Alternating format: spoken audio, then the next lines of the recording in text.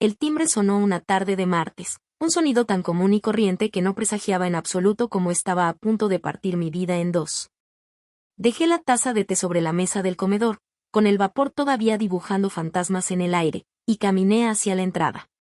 Mi hija, Sofía, estaba en su habitación, seguramente con los audífonos puestos, ajena al mundo. Mi esposo, Ricardo, no llegaría hasta dentro de un par de horas. Era uno de esos momentos de calma doméstica que había aprendido a atesorar como si fueran oro. Abrí la puerta con una sonrisa a medio formar, esperando encontrar al cartero o a alguna vecina. Pero la que estaba allí no era ninguna de las dos. Era un fantasma. Un fantasma con mis mismos ojos, con el cabello castaño que se rizaba exactamente igual que el de Sofía con la humedad del verano, y con una expresión de búsqueda tan profunda que me sentí desnuda. La reconocí al instante, claro que la reconocí. Como no iba a hacerlo, si había pasado los últimos 20 años viendo su rostro en mis sueños, en mis pesadillas, en el reflejo de mi otra hija. Era Isabella. Mi Isabella. La niña que había sostenido en brazos solo unas pocas semanas, la que había entregado a otros padres para que su hermana gemela pudiera vivir. Se me cortó el aire. El corazón se me detuvo y luego empezó a latir con una violencia desmedida, como un pájaro atrapado contra mis costillas. Ella no sabía quién era yo, o al menos no toda la verdad. Para ella, yo era solo la mujer que la había abandonado al nacer. Señora Elena, preguntó con una voz que era a la vez suave y firme, una voz que no conocía pero que sentía como propia. Asentí, incapaz de pronunciar una sola palabra. El aire se volvió denso, pesado. Podía oír el zumbido de la nevera desde la cocina, el murmullo lejano de la televisión de un vecino. Cada detalle sensorial se agudizó, como si el universo entero contuviera la respiración junto a mí. Soy Isabella. Creo que usted es mi madre biológica. La frase cayó entre nosotras como una piedra en un estanque en calma, y las ondas expansivas amenazaron con ahogarme. Me aferré al marco de la puerta para no caerme. ¿Qué se supone que debía decir?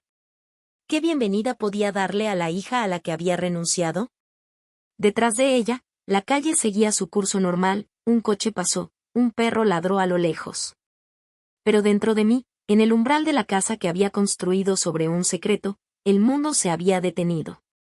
Ella llevaba una carpeta en las manos, seguramente con los documentos de la agencia de adopción, con las pruebas irrefutables de que yo era la mujer que firmó aquellos papeles 20 años atrás.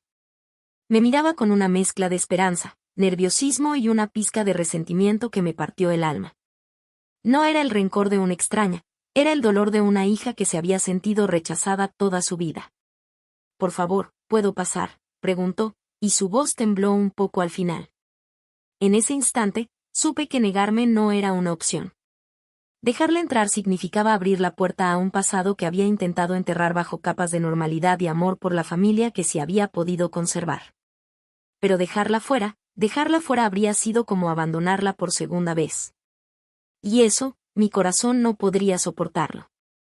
Me hice a un lado, permitiéndole cruzar el umbral. En el momento en que su pie tocó el suelo de mi casa, sentí un temblor que recorrió cada rincón de mi ser. El fantasma ya no estaba en la puerta. Estaba dentro, y con ella, había entrado toda la verdad, el dolor y las consecuencias de la decisión más difícil que una madre puede tomar. Desde el pasillo, oí la voz de Sofía llamándome, «Mamá, ¿quién es?». Y la sangre se me heló en las venas. El principio del fin acababa de empezar, y yo, que había pasado 2 décadas preparándome para este momento, me di cuenta de que no estaba preparada en absoluto.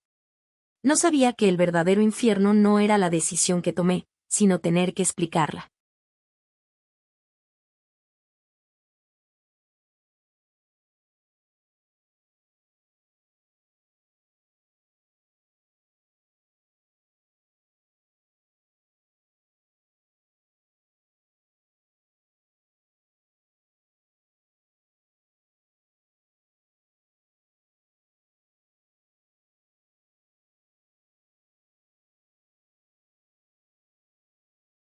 Hice un gesto con la mano para que Isabella esperara en la pequeña sala de estar, un espacio que siempre me había parecido acogedor y que de repente se sentía frío e impersonal, como el consultorio de un médico. Es una visita, cariño. Ahora voy, le grité a Sofía, intentando que mi voz sonara casual, normal, pero sentí como se quebraba en la última sílaba. Isabella se quedó de pie en medio de la sala, observándolo todo con una curiosidad dolorosa. Sus ojos se posaron en las fotografías que colgaban de la pared. Sofía en su primer día de colegio, Sofía soplando las velas de su 10º cumpleaños, un retrato familiar de nuestras últimas vacaciones en la playa. Cada imagen era un testimonio de la vida que ella no había tenido, un puñal que se clavaba en el corazón de ambas. Yo la observaba desde el umbral, sintiéndome una extraña en mi propia casa. Su ropa era elegante, costosa, de una calidad que contrastaba con la sencillez de nuestro hogar. Se notaba que había crecido en un ambiente de privilegios materiales, pero había una soledad en su postura, una rigidez en sus hombros, que me decía que el dinero no le había comprado el calor que yo sí le había dado a su hermana. El silencio era insoportable. Quería decirle tantas cosas, que lo sentía, que no había pasado un solo día sin pensar en ella, que la decisión me había desgarrado por dentro. Pero las palabras se negaban a salir. Se sentían falsas, insuficientes. ¿Cómo puedes resumir 20 años de culpa y anhelo en una frase? Antes de que pudiera articular un pensamiento coherente, Sofía apareció en el pasillo. Se había quitado los audífonos y venía secándose el pelo con una toalla, ajena a la bomba que estaba a punto de estallar. Cuando vio a Isabella, se detuvo en seco. La toalla se le resbaló de las manos y cayó al suelo sin que ninguna de las dos se diera cuenta. Pude ver el shock en su rostro, la incredulidad, el reconocimiento instantáneo. Era como si se estuviera viendo en un espejo. Un espejo con ropa diferente, con un peinado más sofisticado, pero un espejo al fin y al cabo. ¿Quién eres tú?, balbuceó Sofía, y su mirada iba de Isabella a mí, buscando una explicación que yo no sabía cómo darle. Isabella se giró y la miró. El asombro en su rostro era igual de palpable. Abrió la boca, pero no dijo nada. Se quedaron así, una frente a la otra, dos mitades de un mismo todo que se encontraban por primera vez, y yo era el abismo que las separaba. Empecé, pero la voz se me ahogó. Sofía, ella es Isabella. Isabella, esta es mi hija, Sofía. La presentación fue torpe, absurda. No eran dos extrañas. Eran hermanas. Gemelas. Y la única razón por la que no lo sabían era por mi culpa. Nos parecemos, dijo Sofía en un susurro, como si estuviera pensando en voz alta. Mucho. Isabella asintió, todavía sin apartar la vista de su hermana. ¿Es una prima o algo así? ¿Por qué nunca me hablaste de ella, mamá?, preguntó Sofía, y su tono ya no era solo de sorpresa, sino que empezaba a teñirse de sospecha. De esa sensación de traición que los hijos sienten cuando descubren que sus padres no son los seres infalibles que creían.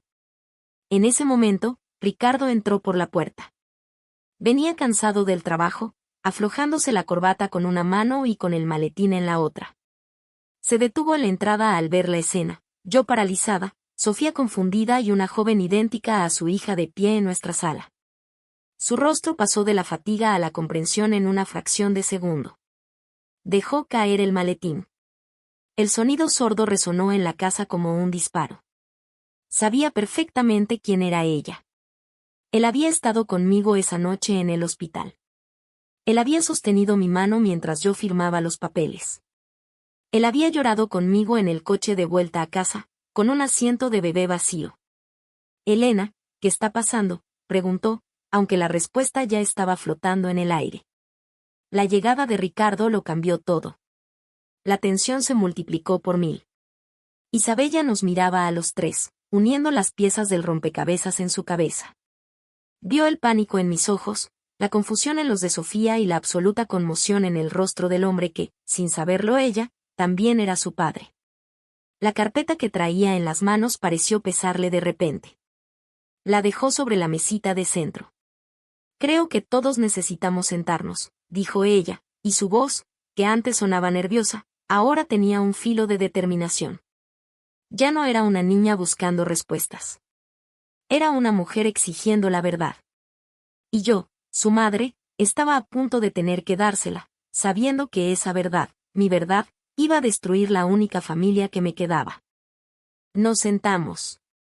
Ricardo en un sillón individual, con los codos apoyados en las rodillas y la cabeza entre las manos, como si el peso del mundo acabara de caer sobre él. Sofía en el otro extremo del sofá, lo más alejada posible de Isabella, abrazando un cojín con fuerza, mirándome con ojos que exigían una explicación. Isabella se sentó en la silla de enfrente, erguida, con una calma que me aterraba. Y yo, en medio de todos, me sentía como una acusada en un juicio. La sala de estar, mi refugio, se había convertido en un tribunal. Isabella abrió la carpeta y sacó un documento. Era su certificado de nacimiento original, con mi nombre y el de Ricardo impresos en él. Luego sacó otro, los papeles de la adopción, donde mi firma, temblorosa pero legible, cedía todos mis derechos sobre ella.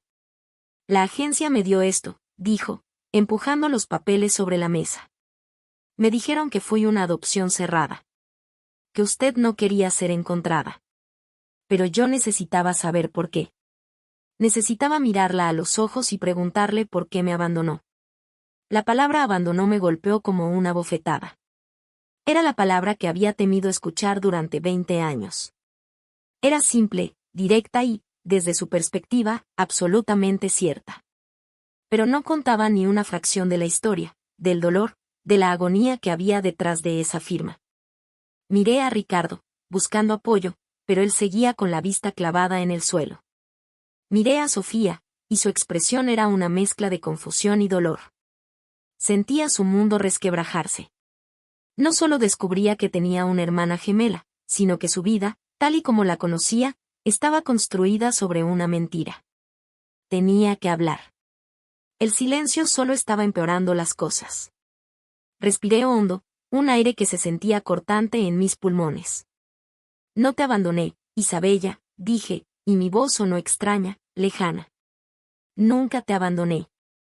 Ella soltó una risa corta, sin alegría. Ah, no, entonces ¿cómo lo llama? Firmó un papel y desapareció. Crecí en una casa donde tenía de todo, menos amor. Mis padres adoptivos, ellos me dieron un techo, ropa cara, los mejores colegios. Pero nunca me abrazaron como si fuera suya. Siempre fui la niña que compraron, la pieza que faltaba en su vida perfecta. ¿Sabe lo que es crecer sintiendo que no perteneces a ningún lugar? Cada palabra era un latigazo. Yo le había dado una vida de comodidades materiales, pero la había condenado a una orfandad emocional. Mamá, ¿de qué está hablando?, intervino Sofía, su voz temblorosa. ¿Qué es todo esto? ¿Por qué se parece tanto a mí? Era el momento. No podía seguir aplazándolo. Tenía que contarles. Tenía que llevarlas de vuelta a ese hospital, a esa encrucijada donde tuve que elegir entre mis dos hijas. Cuando nacieron, empecé, y tuve que tragar saliva para poder continuar. Fueron prematuras. Muy pequeñas, muy frágiles. Las dos estaban en incubadoras. Cerré los ojos, y la imagen apareció nítida en mi mente, dos cuerpecitos diminutos, conectados a un laberinto de tubos y cables, luchando por cada bocanada de aire. Isabella, tú estabas bien. Débil, pero sana. Pero Sofía. Miré a mi hija, la que se había quedado conmigo, y vi el miedo en sus ojos. Sofía nació con una malformación en el corazón. Los médicos dijeron que necesitaba una operación urgente para sobrevivir. Una operación que costaba una fortuna. Dinero que no teníamos. Ricardo levantó la cabeza por primera vez. Sus ojos estaban rojos. Hicimos todo lo que pudimos, dijo, su voz ronca. Vendimos el coche, pedimos préstamos, le pedimos ayuda a toda nuestra familia. Pero no era suficiente. No llegábamos ni a la mitad. La desesperación de aquellos días volvió a inundarme. El pánico constante, la sensación de impotencia, el tic-tac del reloj que nos recordaba que el tiempo de Sofía se agotaba. La operación tenía que hacerse en cuestión de semanas, continué. Y entonces, una de las enfermeras nos habló de una opción. Una agencia de adopción que trabajaba con familias que no podían tener hijos. Familias adineradas que estaban dispuestas a cubrir los gastos médicos a cambio de un bebé. El horror se dibujó en los rostros de mis hijas. Sofía se llevó una mano a la boca. Isabella me miraba con una intensidad que dolía. No fue una venta, me apresuré a decir, aunque sonaba exactamente a eso. Fue un acuerdo. Una familia, los que se convirtieron en tus padres, Isabella, se ofrecieron a pagar la totalidad de la operación de Sofía. Todo. A cambio, yo tenía que darte en adopción a ti. El silencio que siguió a mi confesión fue el más profundo y aterrador que he experimentado en mi vida. Era un silencio cargado de incredulidad, de dolor y de la comprensión de una verdad monstruosa. Sofía fue la primera en romperlo. Se levantó del sofá de un salto, como si el asiento quemara. El cojín que había estado abrazando cayó al suelo. ¿Qué? ¿Estás diciendo que yo estoy viva gracias a que la vendiste a ella? La palabra vendiste resonó en la habitación, cruda y brutal. Sentí como si me hubieran arrancado la piel a tiras. Y no la vendí, grité, perdiendo el control por un instante. Fue una elección imposible, tuve que elegir entre perder a una de mis hijas o perderlas a las dos. ¿Qué habrías hecho tú, que se supone que debía ser una madre sin dinero y con una hija muriendo en sus brazos? Las lágrimas que había contenido durante 20 años empezaron a brotar sin control, quemándome las mejillas. Me giré hacia Isabella, suplicando con la mirada. Su rostro era una máscara de piedra. No había lágrimas, no había gritos. Solo un vacío insondable en sus ojos, que eran mis ojos. Así que, mi vida fue el precio de la suya, dijo en un tono helado, sin inflexiones. No era una pregunta, era una sentencia. Toda mi vida me he preguntado por qué. ¿Por qué mi madre biológica no me quiso? Inventé 1000 historias en mi cabeza. Quizás era demasiado joven, quizás no tenía apoyo. Pero nunca imaginé que la respuesta era tan simple. Yo era el sacrificio. No, Isabella, no eras un sacrificio. Eras la salvación, dijo Ricardo, su voz cargada de una angustia que rara vez mostraba. Tu hermana no habría sobrevivido sin esa operación. Y nosotros no habríamos sobrevivido a perderla. Amábamos a las dos por igual, desde el primer momento en que las vimos. La idea de renunciar a una de ustedes nos destrozó. Fue como arrancarnos un miembro. Pero sus palabras no parecían llegarle. El daño ya estaba hecho. La narrativa de su vida, la de una niña abandonada, acababa de ser reemplazada por una aún más cruel, la de una niña utilizada como moneda de cambio. Sofía, por su parte, estaba en un torbellino de emociones contradictorias. Miraba a Isabella, a su hermana recién descubierta, y veía a la niña que había pagado por su vida. La culpa, una culpa que no le correspondía pero que era inevitable, se reflejaba en su rostro. Entonces, cada cumpleaños, cada Navidad, cada momento feliz de mi vida, fue gracias a que ella no estaba aquí, dijo Sofía, más para sí misma que para nosotros. Todo este tiempo he sentido que me faltaba algo. Una parte de mí. Siempre se lo decía a mamá. Y eras tú. Siempre has sido tú. Se acercó a Isabella, lentamente, con cautela, como si se acercara a un animal herido. Extendió una mano, pero la dejó suspendida en el aire, sin atreverse a tocarla. Isabella retrocedió un paso. El gesto fue sutil, pero para mí fue devastador.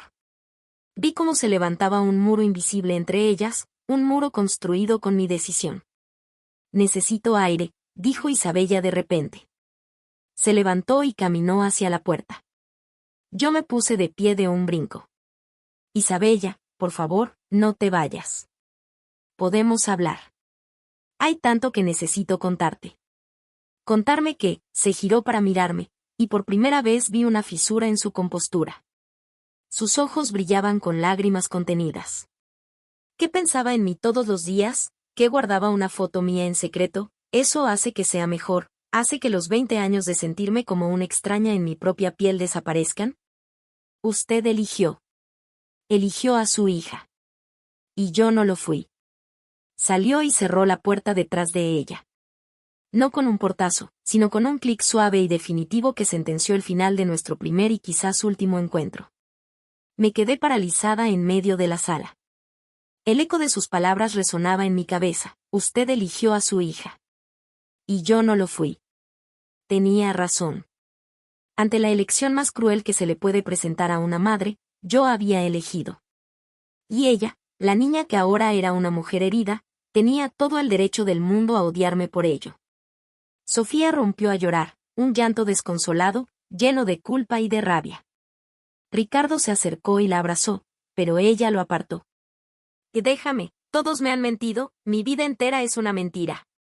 Corrió a su habitación y cerró la puerta con un portazo que hizo temblar las paredes. Me derrumbé en el sofá, sola, en medio de las ruinas de la familia que tanto me había costado construir. La calma de la tarde de martes se había hecho añicos.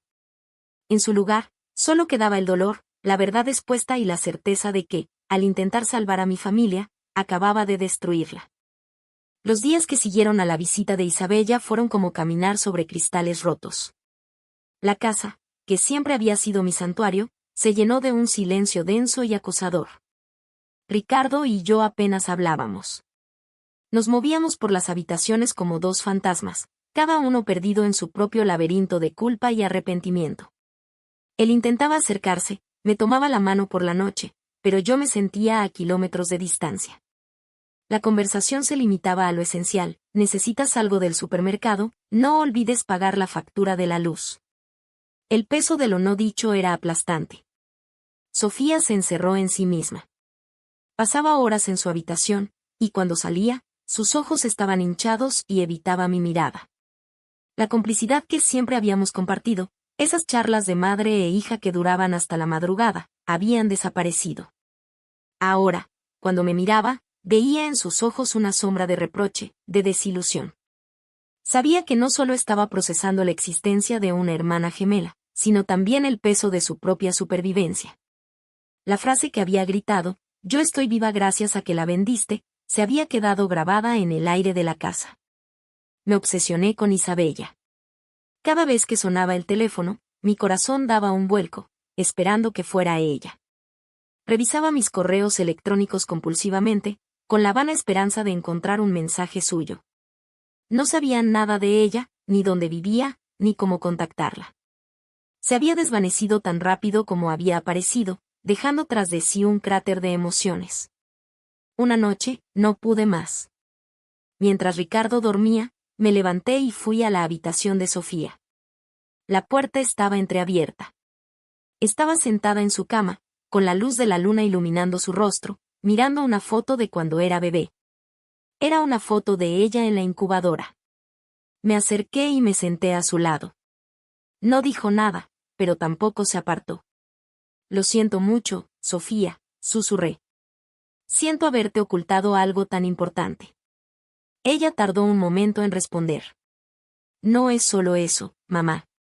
Es, ¿cómo se supone que debo vivir con esto? Sabiendo que mi hermana creció sin una familia que la quisiera de verdad, solo para que yo pudiera estar aquí. No es justo. La vida no siempre es justa, cariño», le dije, aunque la frase sonaba vacía. «Fue una decisión que tomamos tu padre y yo. El peso es nuestro, no tuyo. Tú no tienes la culpa de nada». «Pero lo siento como si la tuviera», respondió, y sus ojos se llenaron de lágrimas. «Cada vez que me miro al espejo, la veo a ella. Me pregunto si será feliz, si alguna vez nos perdonará. Si alguna vez podré conocerla de verdad». Esa conversación abrió una pequeña grieta en el muro de silencio que se había levantado entre nosotras. No solucionó nada, pero al menos el dolor empezó a tener palabras. Mientras tanto, yo me aferraba a un recuerdo que había guardado bajo llave en mi mente. La familia que adoptó a Isabella, los Vélez, me habían dado una única fotografía de ella cuando cumplió 1 año. Era una condición del acuerdo, una sola foto, y luego ningún contacto más. La foto estaba en una vieja caja de galletas en el fondo de mi armario. Esa noche, después de hablar con Sofía, la saqué. En la imagen, una bebé de ojos grandes y curiosos, mis ojos, miraba a la cámara desde un jardín perfectamente cuidado. Llevaba un vestido de encaje y un lazo en el pelo. Parecía una muñeca de porcelana. Detrás de la foto, con una caligrafía elegante, estaba escrito: «Isabella Vélez, primer cumpleaños. Durante años, esa foto había sido mi único consuelo y mi mayor tortura. Ahora, era mi única pista. Vélez. El apellido de la familia que me la había arrebatado. Con manos temblorosas, encendí el viejo ordenador de sobremesa. Ricardo siempre decía que era una reliquia, pero en ese momento era mi única herramienta. Tecleé familia Vélez adopción en el buscador. Aparecieron miles de resultados. Demasiados. Intenté acotar la búsqueda con la ciudad, con el año. Nada. Pasé horas navegando por foros de adoptados, páginas de genealogía, registros públicos. Me sentía como una detective buscando a una persona desaparecida, y en cierto modo, lo era. Finalmente, después de lo que pareció una eternidad, encontré algo. Un artículo antiguo de una revista de sociedad sobre un evento de caridad. En una de las fotos, aparecía un matrimonio de aspecto serio y adinerado, Armando y Carlota Vélez. Y en la descripción, una pequeña frase que hizo que mi corazón se detuviera, quienes recientemente han dado la bienvenida a su vida a la pequeña Isabella. La foto era borrosa, pero eran ellos. Eran las mismas caras que había visto fugazmente en la oficina de la agencia de adopción hacía 20 años. Sentí una oleada de adrenalina. Ya tenía sus nombres. Armando y Carlota Vélez. Con esa información, la búsqueda se volvió más específica. Descubrí que Armando Vélez era un empresario de éxito, dueño de una constructora. Encontré la dirección de sus oficinas, la de su club social, incluso la de su antigua residencia. Pero no había rastro de Isabella. Era como si, después de esa foto del primer año, la hubieran borrado del mapa mediático. Sin embargo, encontré algo más. Una dirección. La dirección de la casa donde vivían cuando la adoptaron. No sabía si seguirían allí, pero era un punto de partida. Era una locura, una idea desesperada, pero sentía que no tenía otra opción. Tenía que ir. Tenía que intentar hablar con ellos, entender la vida que le habían dado a mi hija. Quizás, solo quizás, ellos podrían ayudarme a encontrarla de nuevo. Al día siguiente, tomé una decisión que sabía que podía traer más problemas, pero la inacción me estaba consumiendo. Le dije a Ricardo que necesitaba salir, que tenía que hacer algo o me volvería loca. Él no hizo preguntas, solo me miró con sus ojos cansados y asintió. Vio la desesperación en mi rostro y entendió que no podía detenerme. La dirección de los Vélez me llevó a una de las zonas más exclusivas de la ciudad, un barrio de calles arboladas, muros altos y mansiones que parecían fortalezas. Conducir por allí con mi modesto coche me hizo sentir fuera de lugar, una intrusa en un mundo que no era el mío. Finalmente, llegué a la casa. Era imponente, de un blanco impoluto, con un jardín tan perfectamente cuidado que parecía artificial. Me detuve al otro lado de la calle, con el motor apagado, sin atreverme a salir. ¿Qué iba a decir? ¿Cómo me iba a presentar? Hola, soy la mujer que les dio a su hija hace 20 años. ¿Podemos tomar un café? La idea era ridícula. Estuve sentada allí durante casi una hora, debatiéndome entre el impulso de huir y la necesidad de saber. El sol de la mañana se reflejaba en los cristales de la mansión, impidiéndome ver el interior. La casa parecía dormida, silenciosa. Justo cuando estaba a punto de rendirme y arrancar el coche, la gran puerta de madera se abrió. Una mujer salió. Era mayor de lo que recordaba, con el cabello teñido de un rubio perfecto y un traje de chaqueta color crema que gritaba elegancia. Era Carlota Vélez. Mi corazón empezó a latir con fuerza. Se dirigió hacia un coche de lujo que esperaba en la entrada, donde un chofer le mantenía la puerta abierta. No podía dejarla ir. Era mi única oportunidad. Salí del coche y crucé la calle, sintiendo que mis piernas eran de gelatina. Señora Vélez, la llamé. Mi voz sonó más fuerte de lo que pretendía. Ella se detuvo justo antes de entrar al coche y se giró para mirarme. Su expresión pasó de la indiferencia a la sorpresa, y luego a un reconocimiento frío y hostil. Sus ojos, de un azul gélido, me analizaron de arriba a abajo con desdén. ¿La conozco?, preguntó, aunque ambas sabíamos la respuesta. Soy Elena, dije, acercándome unos pasos. Necesito hablar con usted. Es sobre Isabella. El chófer nos miraba con curiosidad. Carlota le hizo un gesto con la mano para que se apartara. No tengo nada que hablar con usted, dijo en un tono cortante. El acuerdo fue muy claro. Ningún contacto. Lo sé, y lo he respetado durante 20 años, supliqué. Pero ella me encontró. Vino a mi casa. Necesito saber cómo está, necesito entender. ¿Entender qué? Me interrumpió. ¿Quiere entender la vida que usted le negó? Le dimos todo. La mejor educación, viajes, un futuro asegurado. Un futuro que usted no podría haberle dado jamás. Yo le habría dado una madre, respondí, y el dolor en mi propia voz me sorprendió. Le habría dado una hermana. Le habría dado la verdad. Carlota soltó una carcajada, un sonido tan frío y afilado como su mirada.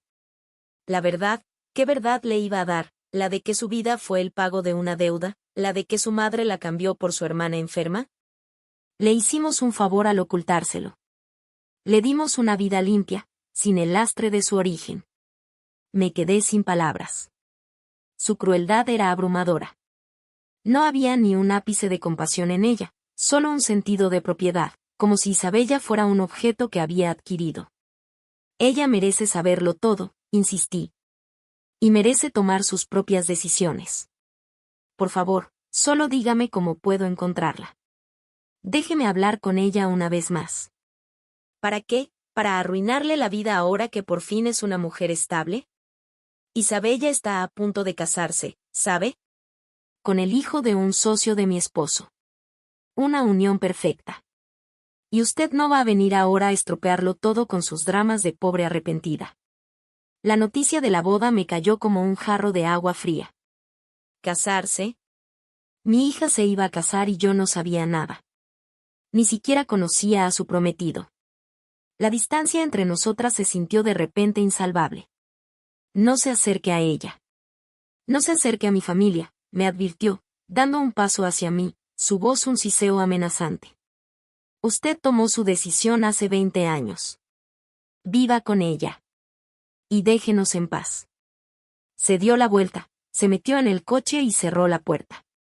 El vehículo se alejó, dejándome sola en la acera, temblando de rabia y de impotencia. Me sentí humillada, derrotada. Pero mientras la veía desaparecer, algo dentro de mí cambió. La tristeza se convirtió en determinación. Carlota Vélez no iba a detenerme. Había subestimado a la madre que había renunciado a su hija. No sabía que esa renuncia no había extinguido mi amor, sino que lo había convertido en una brasa que había ardido en silencio durante 2 décadas, esperando el momento de volver a ser llama. Y ese momento había llegado. Volví a mi coche, no como una víctima, sino como una luchadora. Ya no se trataba solo de pedir perdón. Se trataba de luchar por la verdad y por el derecho de mi hija a conocerla, le gustara o no a la emperatriz de hielo que la había criado. Volví a casa con una tormenta en el corazón. La conversación con Carlota Vélez me había dejado un sabor amargo en la boca, una mezcla de rabia y una profunda tristeza por Isabella. La imagen que me había pintado de su vida, una jaula de oro donde el afecto era condicional y la verdad un secreto bien guardado, me atormentaba. Lo primero que hice al llegar fue contarle todo a Ricardo. Se lo conté palabra por palabra, sin omitir la crueldad de Carlota ni la noticia de la boda.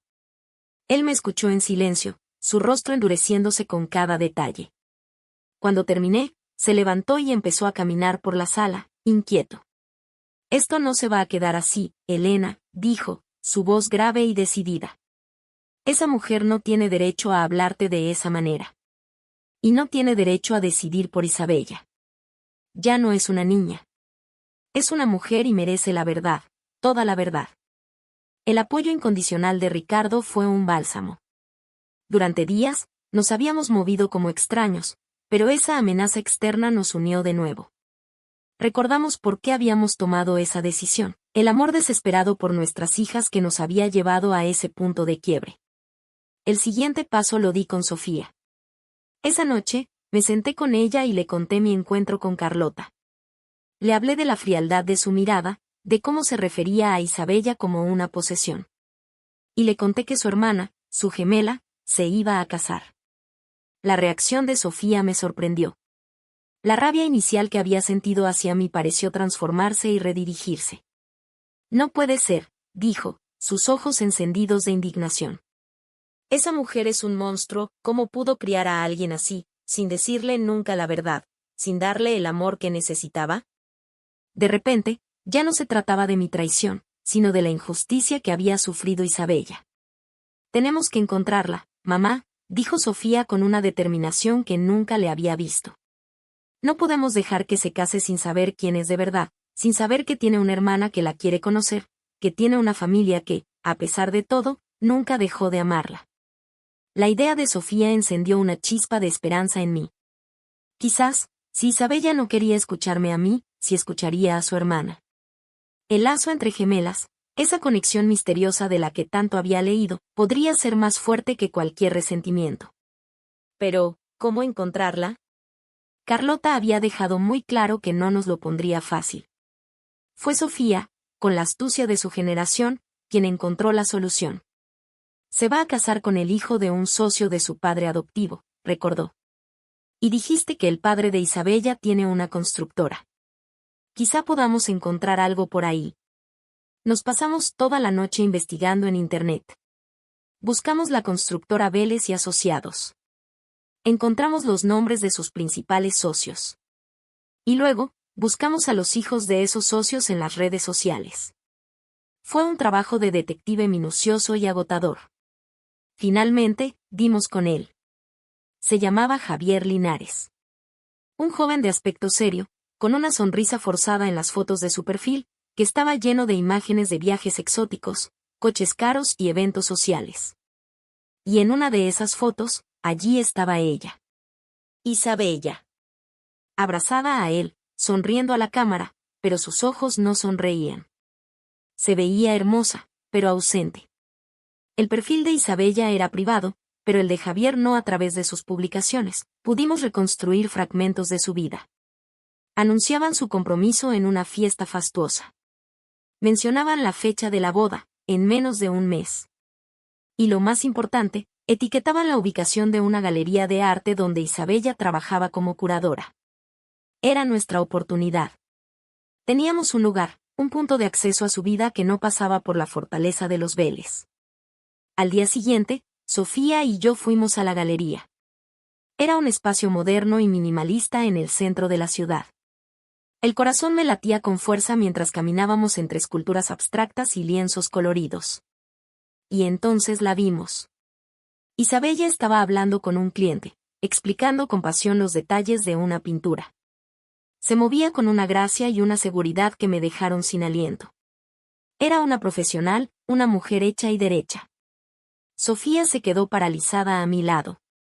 Es increíble, susurró. Es como verme a mí misma en otra vida. Esperamos a que terminara con el cliente. Cuando se quedó sola, nos acercamos. Al vernos, su rostro se transformó. La profesionalidad se desvaneció, dando paso a la sorpresa y a una expresión de cautela. Se cruzó de brazos, un gesto defensivo que ya le había visto antes. ¿Qué hacen aquí?, preguntó, su voz baja y controlada para no llamar la atención del resto del personal. Isabella, necesitamos hablar contigo, dijo Sofía, dando un paso al frente, tomando la iniciativa. Por favor. No en la casa de mamá, no con nuestros padres. Solo tú y yo. Como hermanas. La palabra hermanas pareció desarmarla por un instante. Miró a Sofía, a su propio reflejo, y vi una lucha interna en sus ojos. Una parte de ella quería echarnos, seguir las órdenes de Carlota y proteger su mundo ordenado. Pero otra parte, una parte más profunda y curiosa, anhelaba la conexión que le habían negado toda su vida. No puedo, dijo finalmente, pero su voz carecía de la convicción de antes. Estoy trabajando. Y no tengo nada de qué hablar.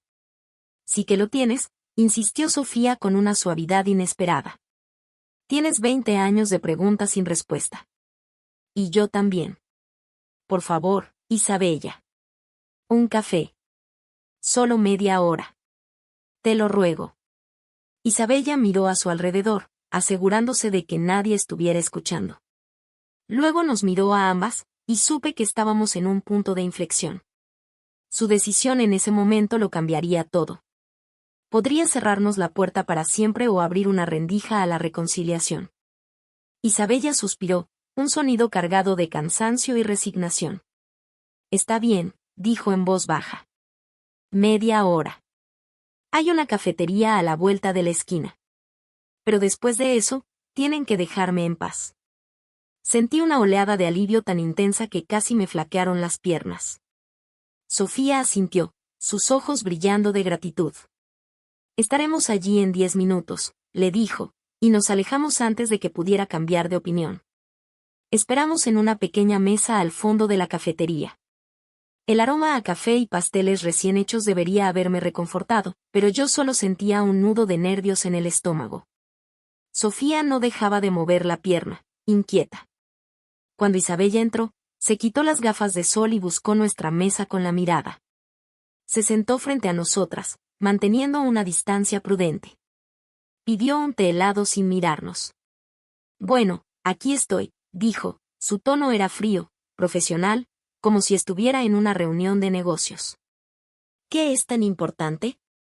Sofía respiró hondo y tomó la palabra. Yo decidí mantenerme en segundo plano. Esto tenía que ser entre ellas. Quiero que sepas que yo no sabía nada, comenzó Sofía. Me enteré el mismo día que tú. Y desde entonces, no puedo dejar de pensar en ti. En todo lo que has vivido. Y en lo injusto que ha sido todo. Isabella escuchaba con atención, su rostro impasible, pero vi cómo sus dedos jugueteaban con el borde de la servilleta.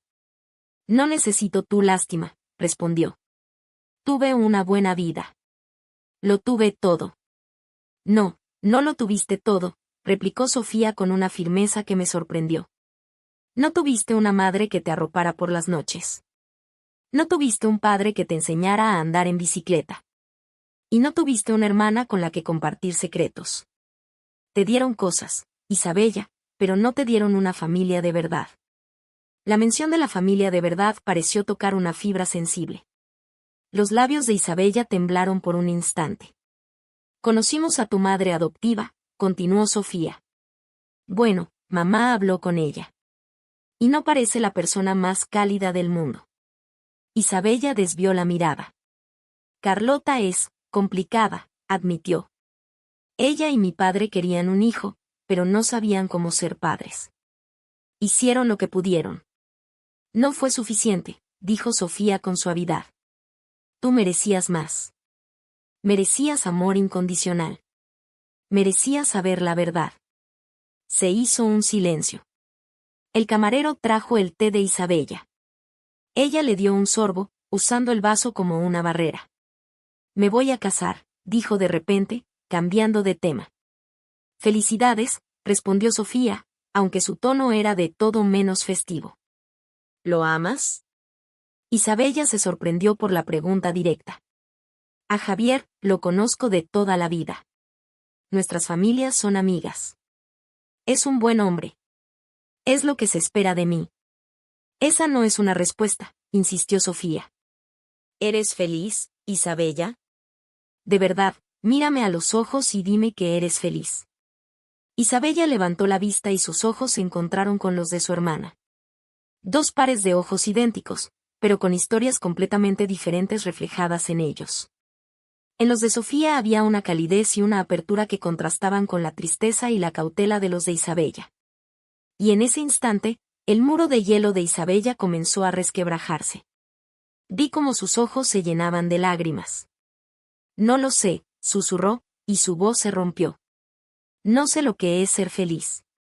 Solo sé lo que es hacer lo correcto, cumplir con las expectativas. Desde que era niña, me enseñaron que mi propósito era ser la hija perfecta, la heredera perfecta, y ahora la esposa perfecta. Nunca me preguntaron qué quería yo. Sofía alargó la mano por encima de la mesa y, esta vez, tomó la de Isabella. Isabella no la retiró. Puedes empezar a preguntártelo ahora, le dijo Sofía con ternura. Tienes una opción. Tienes una familia aquí, una que cometió un error terrible, pero que te ama.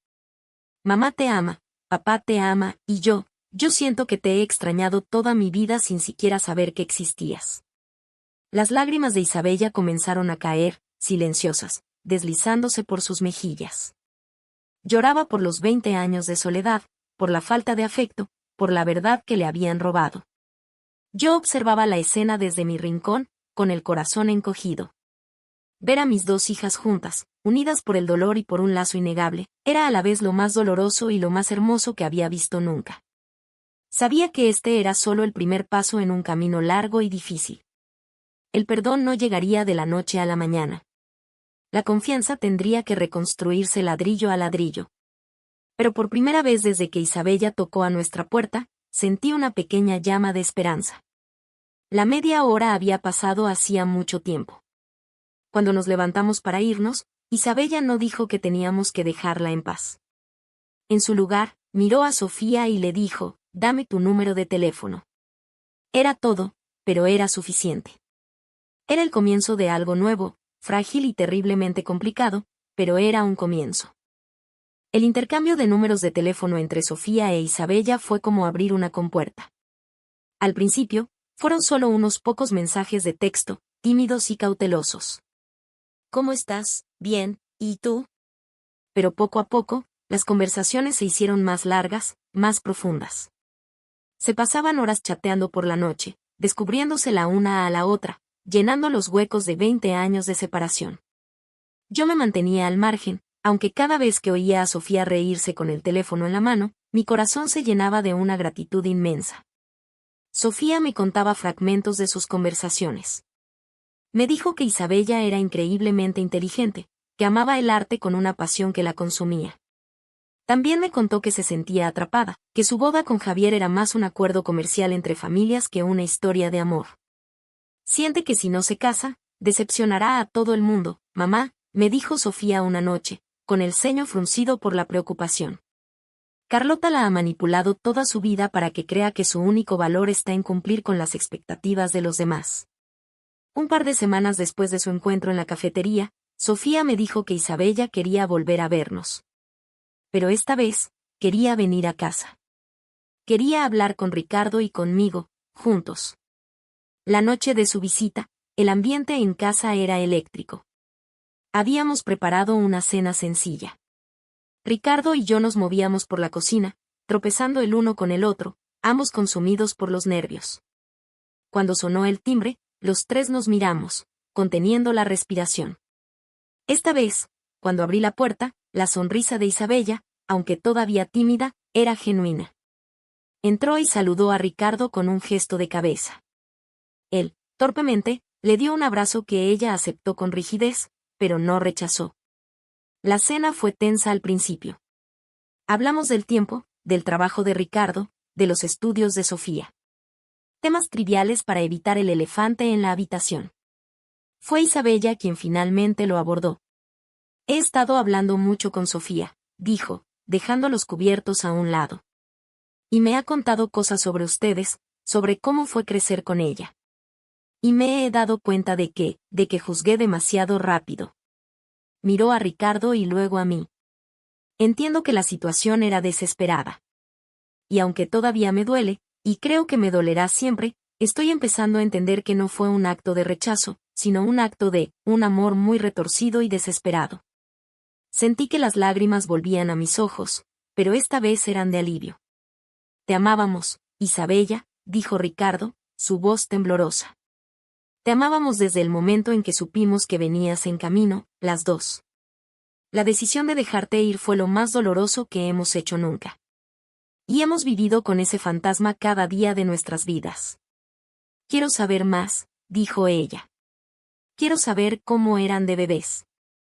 Quiero ver más fotos. Quiero saber todo. Esa noche, abrimos las cajas de los recuerdos. Le enseñamos las ecografías donde se veían dos pequeños puntos latiendo. Las fotos del hospital, donde dos bebés diminutas dormían una al lado de la otra en sus incubadoras. Le contamos anécdotas, como Sofía lloraba sin parar y solo se calmaba cuando poníamos su incubadora junto a la tuya, como parecían tener un lenguaje secreto que solo ustedes entendían. Por primera vez, Isabella sonreía al escuchar las historias de su propio pasado, un pasado que le habían robado. Vio las fotos de Sofía creciendo y, en cada una, se veía a sí misma, imaginando cómo habría sido su vida si las cosas hubieran sido diferentes. La velada terminó tarde. Cuando Isabella se levantó para irse, nos abrazó a Ricardo y a mí. Fue un abrazo breve, todavía con una barrera de cautela, pero significó el mundo para mí. Sentir a mi hija en mis brazos después de 20 años fue como encontrar una pieza perdida de mi propia alma. Sin embargo, no todo era tan sencillo. Al día siguiente, recibí una llamada. Era un número desconocido. Al contestar, una voz de hombre, fría y autoritaria, me habló. Señora Elena, soy el abogado de la familia Vélez. Se me ha informado de que ha estado contactando a Isabella en contra de los deseos explícitos de sus padres. Le exijo que cese todo contacto de inmediato. De lo contrario, nos veremos obligados a tomar medidas legales por acoso e interferencia en la vida privada. La amenaza me dejó helada. Carlota no se iba a rendir. Isabella es mayor de edad, respondí, intentando sonar más valiente de lo que me sentía. Puede ver a quien ella quiera. Isabella está en una posición vulnerable, replicó el abogado. Y ustedes la están manipulando emocionalmente.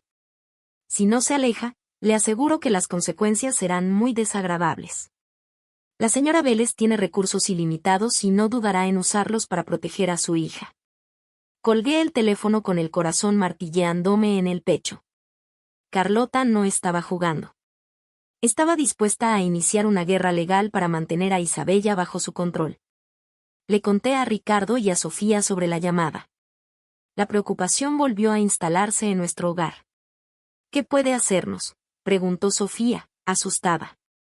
Probablemente nada con fundamento legal, dijo Ricardo, aunque no parecía muy convencido. Pero puede hacernos la vida imposible. Puede intentar manchar nuestro nombre, inventar historias. Con dinero, se pueden hacer muchas cosas. Sabíamos que teníamos que advertir a Isabella. Sofía la llamó y le contó sobre la amenaza del abogado. Isabella se quedó en silencio al otro lado de la línea. Luego, dijo algo que nos dejó a todos sorprendidos. Lo sé, dijo. Carlota habló conmigo anoche. Me prohibió volver a verlos. Me amenazó con desheredarme, con cancelar la boda, con destruir a Javier y a su familia si no obedecía. La crueldad de Carlota no tenía límites. No solo estaba amenazando a su propia hija, sino que estaba usando a su prometido como un peón en su juego de poder. Estábamos atrapados. Si seguíamos viendo a Isabella, la poníamos en una situación imposible, arriesgando su futuro y el de su prometido. Pero si nos alejábamos, le estaríamos dando la victoria a Carlota, permitiendo que siguiera manipulando y controlando la vida de mi hija. La decisión, una vez más, recaía sobre Isabella. Y ella, por primera vez en su vida, estaba a punto de tomar una que no se basaba en las expectativas de los demás, sino en lo que su propio corazón le dictaba. La amenaza de Carlota tuvo el efecto contrario al que ella esperaba. En lugar de asustar a Isabella y alejarla de nosotros, la empujó a cuestionar todo su mundo. Durante los días siguientes, sus conversaciones con Sofía se volvieron más intensas, más urgentes. Le contaba cómo Carlota la había llamado a su despacho, cómo le había presentado un nuevo acuerdo de confidencialidad, exigiéndole que lo firmara para no volver a tener contacto con esa gente, como se refería a nosotros. Isabella se había negado. Por primera vez en su vida, le había dicho no a su madre adoptiva. La reacción de Carlota fue furiosa. Las amenazas se intensificaron. No solo la desheredaría, sino que se aseguraría de que la familia de Javier rompiera el compromiso, creando un escándalo que arruinaría la reputación de ambas familias. La presión sobre Isabella era inmensa. Una noche, Sofía recibió una llamada suya. Estaba llorando. No sé qué hacer, Sophie, le dijo, su voz ahogada por los sollozos. Amo a Javier. No quiero que le hagan daño por mi culpa. Pero tampoco quiero seguir viviendo esta mentira. No quiero renunciar a ustedes ahora que por fin las he encontrado. Sofía, con una madurez que me llenó de orgullo, la escuchó y la consoló. No tienes que elegir, Isa, le dijo. La que tiene que elegir es Carlota, o te acepta con toda tu historia, o te pierde para siempre. Y si Javier te ama de verdad, estará a tu lado, pase lo que pase. Esa conversación fue un punto de inflexión para Isabella. Al día siguiente, hizo algo que requirió un valor inmenso. Se enfrentó no solo a Carlota, sino también a Javier y a sus padres. Les contó toda la verdad. Les contó sobre la operación de Sofía, sobre el acuerdo de adopción, sobre nosotros. Les explicó que no quería renunciar a su familia biológica, que éramos parte de ella. La reacción de la familia de Javier fue, para sorpresa de todos, de una compasión inesperada. Los Linares, a pesar de ser parte de ese círculo social adinerado, eran personas decentes. Se horrorizaron por la historia y por la forma en que Carlota había manipulado a Isabella toda su vida. Javier, lejos de sentirse traicionado, abrazó a Isabella y le dijo que la amaba por ser quien era, no por su apellido. Le aseguró que estaría con ella, sin importar las consecuencias. La que no reaccionó bien, por supuesto, fue Carlota. Cuando se enteró de que Isabella había revelado el secreto, su furia se convirtió en una guerra abierta. Cumplió sus amenazas. Llamó a Armando, su esposo, y le exigió que rompiera todas las relaciones comerciales con la familia Linares. Congeló las cuentas bancarias de Isabella y le prohibió la entrada a la casa. En cuestión de 24 horas, Isabella se encontró sola, sin dinero y repudiada por la única familia que había conocido. Fue entonces cuando, sin dudarlo un segundo, Sofía fue a buscarla. La encontró en un hotel, pagando con lo último que le quedaba en la tarjeta. La abrazó y le dijo, vente a casa. A tu verdadera casa. Esa tarde, Isabella cruzó el umbral de nuestro hogar por segunda vez. Pero esta vez no era una extraña. Venía con una pequeña maleta y el corazón roto, pero también con una sensación de libertad que nunca antes había experimentado. La acogimos sin preguntas. Le preparamos la habitación de invitados, un cuarto pequeño y sencillo que contrastaba enormemente con el lujo al que estaba acostumbrada. Pero en sus ojos, vi una gratitud y una paz que no había visto antes. Los días siguientes fueron un periodo de ajuste. Isabella, la niña que había crecido con sirvientes, aprendió a poner la lavadora y a cocinar platos sencillos. Sofía y ella se volvieron inseparables, recuperando el tiempo perdido, compartiendo ropa, música y secretos, como si lo hubieran hecho toda la vida. Verlas juntas, riendo en el sofá, era mi mayor alegría y mi mayor dolor. La alegría de verlas unidas, el dolor de pensar en todos los años que les habían robado. Ricardo también forjó una relación con ella. Por las noches, se sentaban a hablar.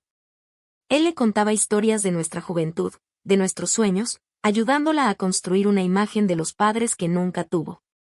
Isabella, a su vez, le hablaba de su amor por el arte, y Ricardo, un hombre práctico que nunca había entendido de museos, le escuchaba con un interés genuino, fascinado por la pasión de su hija. Sin embargo, la sombra de Carlota seguía presente. La guerra no había terminado. Un día, llegó un burofax. Era una notificación oficial. Carlota Vélez había presentado una demanda contra mí por fraude emocional y ruptura de contrato de adopción. Era una acusación absurda, sin base legal, pero estaba diseñada para una cosa: arrastrarnos por un proceso judicial largo, costoso y doloroso. Quería desangrarnos económica y emocionalmente.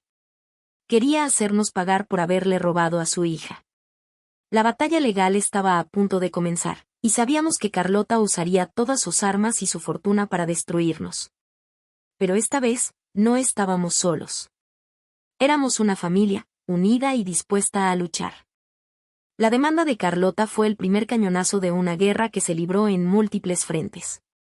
Su abogado, un hombre sin escrúpulos, comenzó una campaña de desprestigio contra nosotros. Empezaron a aparecer artículos en blogs de chismes y periódicos sensacionalistas. Las historias eran venenosas, llenas de medias verdades y mentiras descaradas.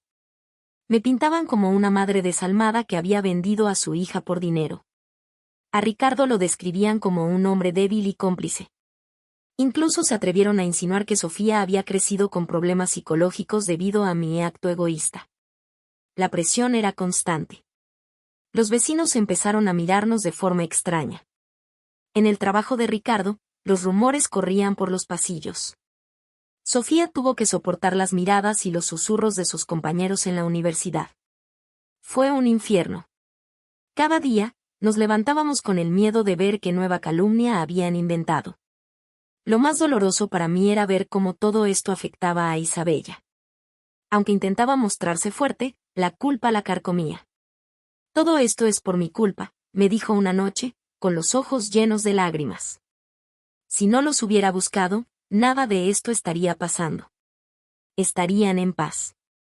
La abracé con todas mis fuerzas. No, mi amor. La culpa no es tuya. Es de una mujer amargada que no soporta haber perdido el control. Tú solo buscabas la verdad. Y eso nunca puede ser un error. Necesitábamos un abogado, uno bueno. Pero los honorarios de los mejores bufetes estaban fuera de nuestro alcance. Vendimos algunas joyas de la familia, pedimos un segundo crédito sobre la casa. Estábamos dispuestos a sacrificarlo todo. Finalmente, encontramos a una abogada, Laura, una mujer joven pero con una reputación de ser una luchadora incansable, especializada en derecho de familia. Cuando le contamos nuestra historia, sus ojos se encendieron con una indignación que nos dio esperanzas. Esto no es solo una demanda, es una extorsión emocional, nos dijo en nuestra primera reunión. Carlota Vélez cree que puede comprar la justicia. Vamos a demostrarle que se equivoca. Laura comenzó a trabajar sin descanso. Preparó nuestra defensa, recopilando pruebas de la vida que le habíamos dado a Sofía, testimonios de amigos y familiares que hablaban de nuestro carácter, e investigando a fondo a los Vélez. Mientras la batalla legal se preparaba, la vida en casa intentaba encontrar una nueva normalidad. Isabella, al no tener acceso a su dinero, empezó a buscar trabajo. Con su talento y su experiencia, no tardó en encontrar un puesto en una pequeña galería de arte, muy diferente al mundo sofisticado del que venía, pero donde se sentía valorada por su conocimiento y no por su apellido. Verla ganarse su propio dinero, llegar a casa cansada pero satisfecha, fue un paso inmenso en su camino hacia la independencia. La relación con Javier también se fortaleció.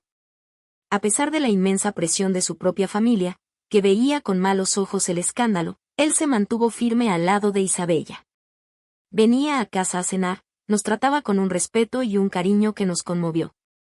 Se convirtió en un pilar fundamental para ella y, de rebote, para todos nosotros. Un día, Laura nos llamó con noticias. Había descubierto algo importante. Investigando los negocios de Armando Vélez, había encontrado irregularidades. Parecía que la constructora había estado involucrada en algunos proyectos con permisos dudosos y sobrecostos. No era nada definitivo, pero era una grieta en la fachada perfecta de la familia Vélez. No podemos usar esto directamente en el juicio de familia, nos explicó Laura. Pero nos da una palanca. Nos demuestra que no son la familia intachable que pretenden ser. Y nos da una idea de hasta dónde están dispuestos a llegar para proteger sus secretos. La información nos dio una nueva perspectiva. La lucha de Carlota no era solo por Isabella, era por mantener intacto su mundo de apariencias, un mundo que, al parecer, tenía sus propios cimientos podridos. La primera vista judicial fue una experiencia surrealista. Nos encontramos en una sala pequeña y austera, frente a frente con Carlota y su ejército de abogados. Su mirada era de un odio puro. Durante la vista, su abogado intentó pintarnos como unos aprovechados, como una familia inestable que ahora quería sacar provecho de la riqueza de los Vélez. Fue humillante tener que escuchar esas mentiras. Pero Laura fue brillante. Con calma y precisión, desmontó cada uno de sus argumentos, presentando pruebas de nuestra vida modesta pero estable. Y haciendo hincapié en que lo único que buscábamos era el derecho de una madre y una hija a tener una relación. El juez, un hombre mayor y de aspecto severo, escuchó a ambas partes sin mostrar ninguna emoción. Al final de la sesión, no tomó ninguna decisión, solo fijó la fecha para la siguiente vista. Salimos de allí agotados, pero no derrotados. Sabíamos que la guerra sería larga, pero por primera vez, sentimos que teníamos una oportunidad de ganarla. No se trataba de dinero ni de reputación. Se trataba de algo mucho más simple y poderoso, la verdad. La guerra de desgaste de Carlota continuó. Cada semana, su abogado presentaba una nueva moción, una nueva petición, diseñada para alargar el proceso y agotarnos económicamente.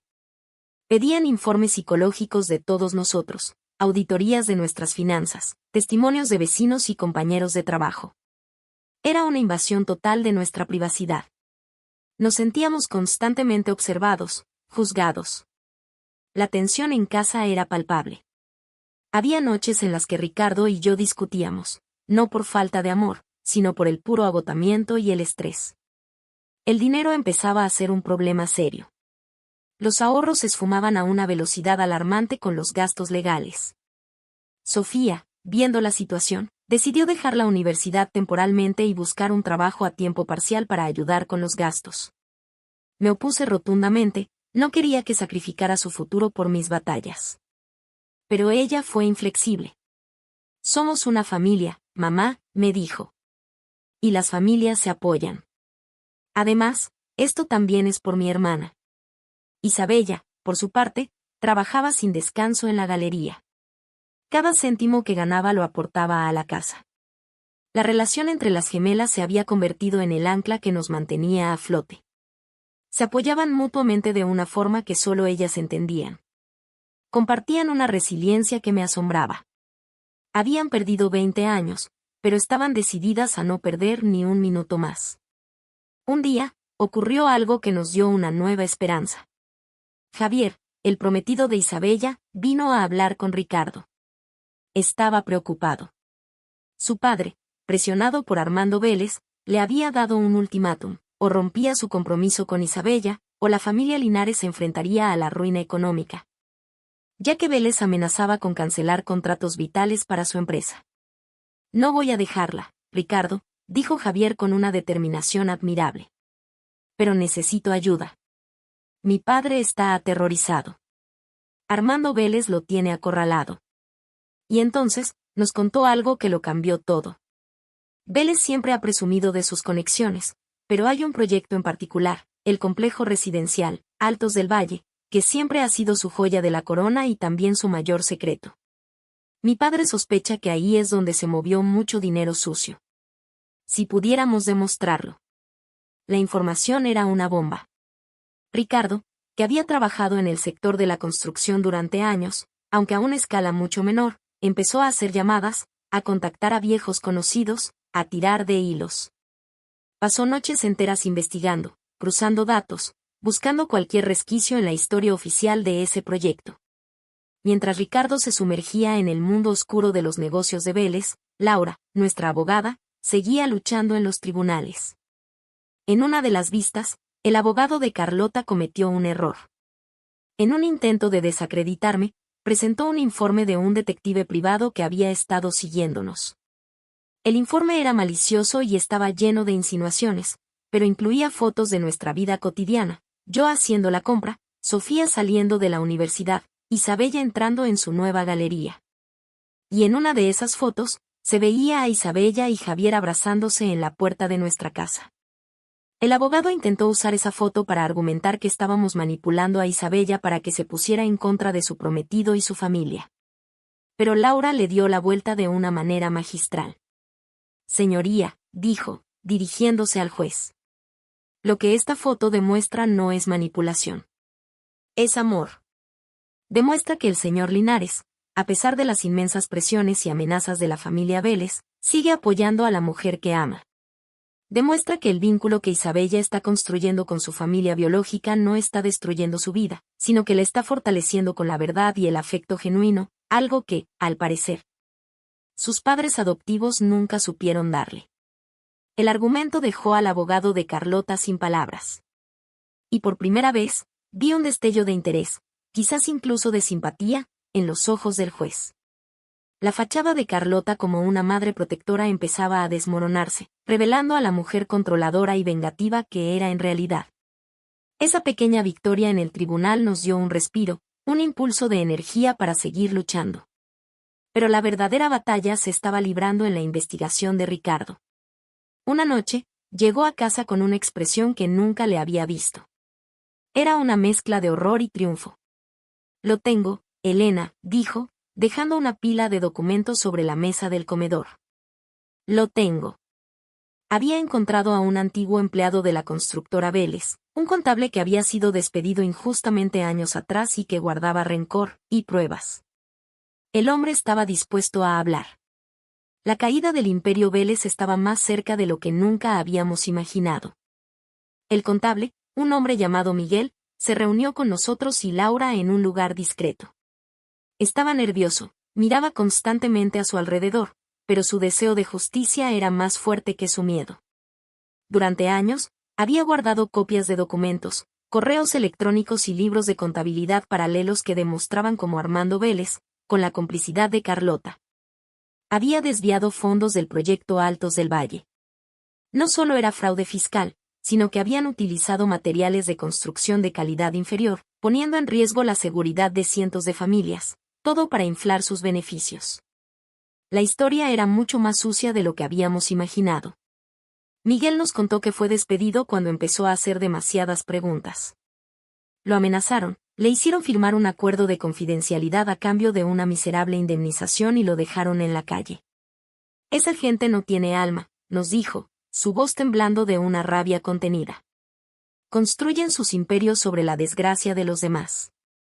Lo que le han hecho a su hija, Isabella, no me sorprende en absoluto. Para ellos, las personas son solo activos o pasivos.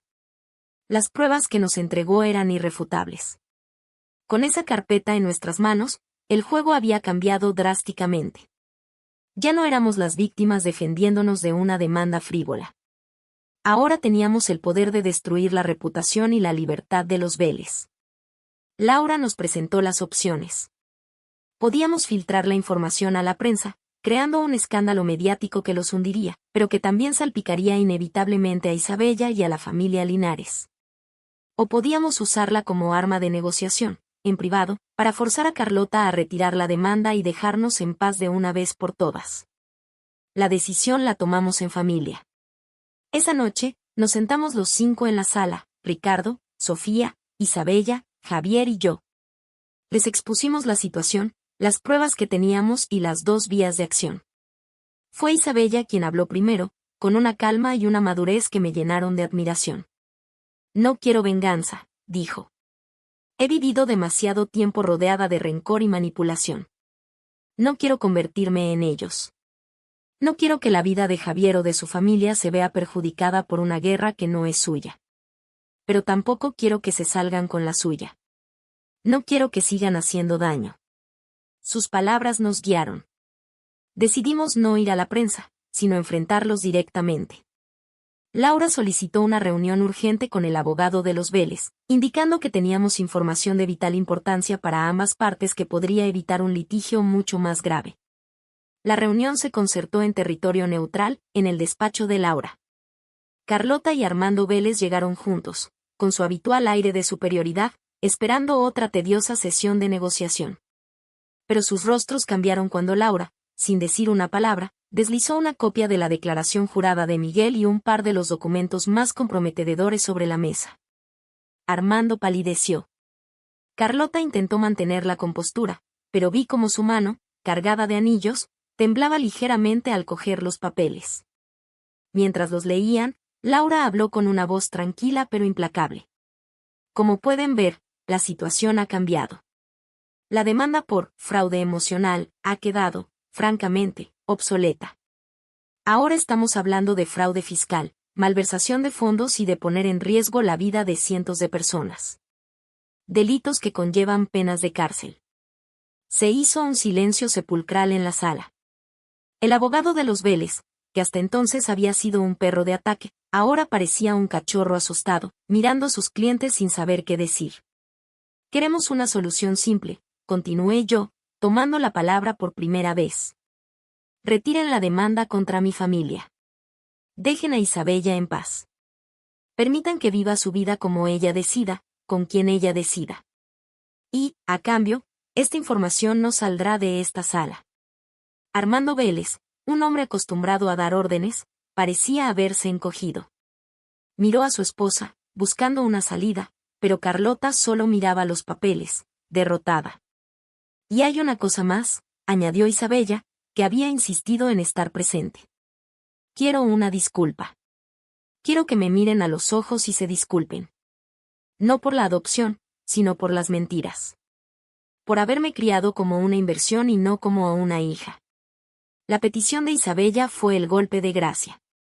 Para gente como los Vélez, pedir perdón era una humillación peor que la cárcel. Carlota levantó la vista, sus ojos azules llenos de un odio gélido. Pero detrás del odio, vi algo más, miedo.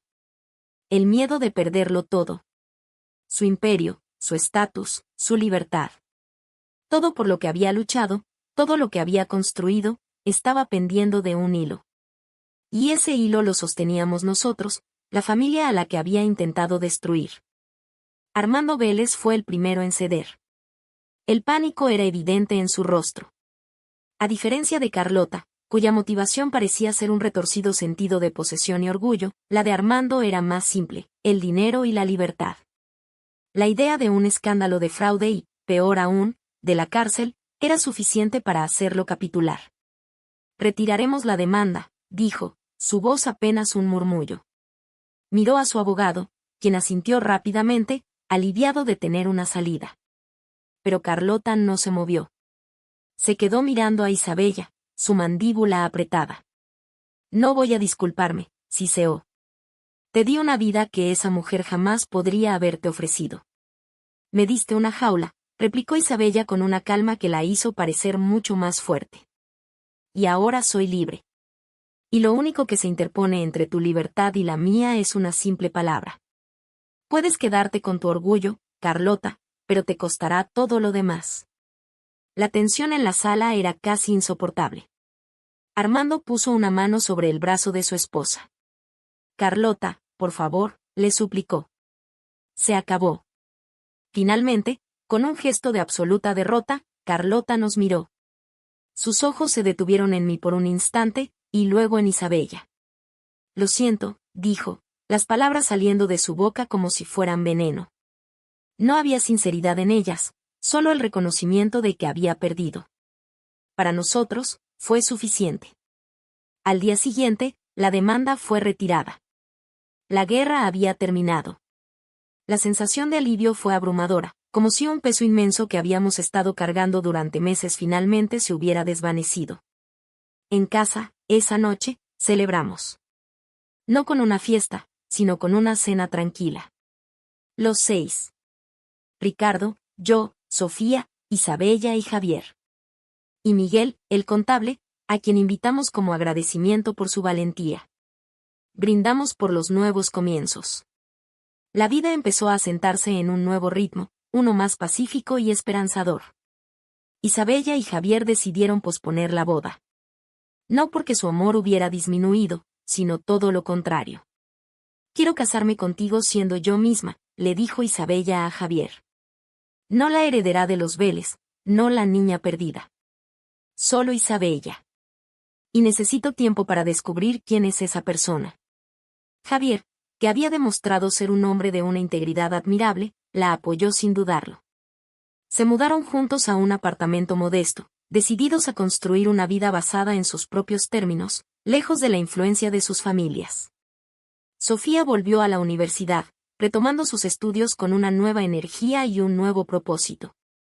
La experiencia la había hecho madurar de una forma increíble. Ella e Isabella se convirtieron en el pilar la una de la otra, forjando un vínculo tan fuerte que parecía que nunca se hubieran separado. Se llamaban todos los días, compartían cada pequeña alegría y cada duda. Eran, por fin, hermanas en el sentido más pleno de la palabra. Ricardo y yo también encontramos un nuevo equilibrio. La crisis nos había puesto a prueba, pero al final, nos había unido más. Redescubrimos la fuerza de nuestro amor, un amor que había sobrevivido a la decisión más difícil, a la culpa y a una guerra sin cuartel. Una tarde de domingo, unos meses después, las chicas organizaron una comida en nuestro jardín. Era un día soleado y cálido. Isabella había traído una ensalada que había aprendido a hacer, y Sofía había horneado su famoso pastel de chocolate. Javier y Ricardo estaban a cargo de la barbacoa, discutiendo animadamente sobre fútbol, como si se conocieran de toda la vida. Yo estaba sentada en una silla, observándolos a todos. Vi a Sofía e Isabella riendo a carcajadas por una vieja foto, sus gestos idénticos, sus risas entrelazándose. Vi a Ricardo pasarle un brazo por los hombros a Javier, en un gesto paternal. Vi la paz en el rostro de Isabella, una paz que nunca antes había tenido. Y en ese momento, una comprensión profunda me inundó. Me di cuenta de que mi familia no se había destruido. Se había roto, sí, pero se había reconstruido de una forma nueva, más grande y más fuerte. Ya no éramos 4, éramos 6. La familia que había soñado tener, la que la vida me había arrebatado, había vuelto a mí de una forma inesperada. Más tarde, cuando el sol comenzaba a ponerse, Isabella se sentó a mi lado. Estuvimos en silencio por un momento, simplemente disfrutando de la calma. «Sabes, mamá», dijo, y la palabra mamá todavía sonaba nueva y preciosa en sus labios. Durante mucho tiempo, pensé que mi historia era una tragedia. Pero ahora me doy cuenta de que no lo es. «Ah, no», le pregunté. «No», respondió, con una pequeña sonrisa. «Es una historia de amor muy, muy complicada. Pero una historia de amor, al fin y al cabo». Y yo supe que tenía razón. El camino había sido un infierno, pero nos había llevado hasta aquí, a este jardín, a esta tarde de domingo, a esta familia imperfecta pero real. Y por eso, por fin, podía empezar a perdonarme. El tiempo, ese gran sanador, comenzó a tejer su magia. Los meses se convirtieron en un año, y luego en 2. Nuestra nueva normalidad se consolidó, dejando atrás el caos para dar paso a una rutina llena de pequeños momentos de felicidad. La cafetería de barrio, el trabajo en la galería, las cenas de los domingos, cada pieza de nuestro nuevo mundo encajaba con una naturalidad que a veces me dejaba asombrada. Isabella floreció. Lejos de la sombra opresiva de los Vélez, se convirtió en la mujer que siempre debió ser, apasionada, independiente y con una risa fácil y contagiosa. Su relación con Javier se profundizó, y finalmente, fijaron una nueva fecha para su boda. Iba a ser una ceremonia pequeña, íntima, en el jardín de nuestra casa. Justo lo contrario a la fastuosa celebración que Carlota había planeado. Sofía terminó su carrera con honores. Su experiencia la había inspirado a especializarse en trabajo social, queriendo dedicar su vida a ayudar a familias en crisis y a niños en situaciones vulnerables. Ver la empatía y la fuerza con la que hablaba de su futuro me llenaba de un orgullo indescriptible. Mi relación con mis hijas se transformó en algo que nunca me atreví a soñar. Con Sofía, la honestidad forzada por la crisis derribó las últimas barreras, y nuestra conexión se volvió más adulta, más igualitaria. Con Isabella, construimos un vínculo desde cero, ladrillo a ladrillo. Había días en que la veía mirarme con una sombra de la vieja herida en sus ojos, y yo entendía. El perdón no es un interruptor que se enciende y se apaga, es un camino que se recorre día a día. Pero aprendimos a hablar, a escucharnos, a respetar el dolor de la otra. Un día, recibí una carta. No venía por correo electrónico, sino en un sobre elegante, con mi nombre escrito en una caligrafía que reconocí al instante. Era de Carlota Vélez. Mi primer impulso fue romperla sin leerla. Pero la curiosidad, o quizás una necesidad de cierre, me pudo. La abrí con manos temblorosas. La carta era breve y directa. No era una disculpa, no en el sentido tradicional. Carlota no era una mujer de arrepentimientos. Pero en sus palabras, leí la confesión de una derrota absoluta. Me contaba que Armando la había dejado. Después del escándalo, su matrimonio, que ya era frágil, se desmoronó por completo. Él se había mudado a otro país con una mujer más joven. La constructora, golpeada por la mala reputación, había sido vendida a un precio irrisorio. Su círculo social le había dado la espalda. Estaba sola, en esa enorme mansión blanca, rodeada de lujos que ya no significaban nada. «Usted me lo quitó todo», escribía. «Pero lo que más me duele es que ella la eligió a usted. Después de todo lo que le di, eligió la verdad. Y eso es algo que nunca entenderé». No sentí triunfo al leer sus palabras. Sentí una profunda y amarga piedad. Carlota había perdido no porque yo hubiera ganado, sino porque su mundo, construido sobre mentiras y control, Era una casa de naipes destinada a caer. La boda de Isabella y Javier fue uno de los días más felices de mi vida. El sol brillaba en nuestro pequeño jardín. Sofía fue la dama de honor, radiante en un vestido azul que hacía juego con sus ojos. Ricardo, con una emoción que apenas podía contener, llevó a Isabella del brazo por el pasillo improvisado sobre el césped. Cuando llegó a mi lado, me tomó la mano. «Gracias por estar aquí, papá», le susurró. Y yo vi a mi esposo, a ese hombre fuerte y reservado, luchar por no romperse en 1000 pedazos de pura felicidad. La ceremonia fue preciosa. Isabella y Javier intercambiaron votos que ellos mismos habían escrito, palabras llenas de amor, respeto y la promesa de un futuro construido en la honestidad. Durante la pequeña fiesta que siguió, mientras todos reían y bailaban, me tomé un momento para alejarme y observar. Vi a mis 2 hijas, mis gemelas, hablando en un rincón, compartiendo un secreto, sus cabezas juntas, sus risas idénticas. Se veían completas. Y yo, al verlas, también me sentí completa. Más tarde, esa noche, cuando los últimos invitados se habían ido y solo quedábamos la familia, Sofía nos reunió a todos en la sala. Tenía una caja en las manos. «Tengo una sorpresa», dijo, su voz llena de emoción. «He estado trabajando en esto durante meses». Abrió la caja y sacó un álbum de fotos de un grosor considerable. En la portada, había una foto de 2 bebés recién nacidas, una al lado de la otra. «Lo llamo, nuestra historia, reescrita», dijo. Pasamos la siguiente hora hojeando el álbum. Sofía había hecho un trabajo increíble. Había recopilado todas las fotos de su infancia y, al lado de cada una, había dejado un espacio en blanco con una pequeña nota. «Aquí debería estar Isabella». Había escaneado las pocas fotos que teníamos de Isabella de bebé y las había intercalado. Pero la verdadera magia venía después. Había llenado las últimas páginas con fotos de los últimos 2 años, Isabella y ella en la cafetería, las cenas familiares, las pruebas del vestido de novia, nosotros 4 riendo en el jardín. Había creado un nuevo relato visual para nuestra familia, uno que no negaba el pasado doloroso, sino que lo integraba, creando un puente entre los años perdidos y el presente recuperado. Llegamos a la última página. Había una sola foto, tomada esa misma tarde.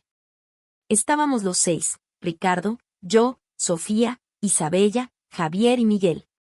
Todos abrazados, sonriendo a la cámara, con el sol del atardecer bañándonos en una luz dorada.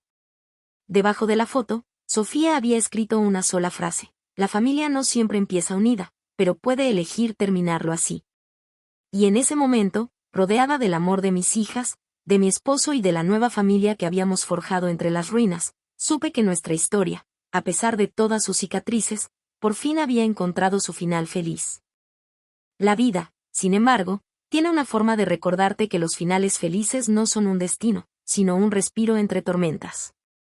Unos años después de la boda de Isabella, cuando ya nos habíamos acostumbrado a la paz, recibí una llamada que me heló la sangre.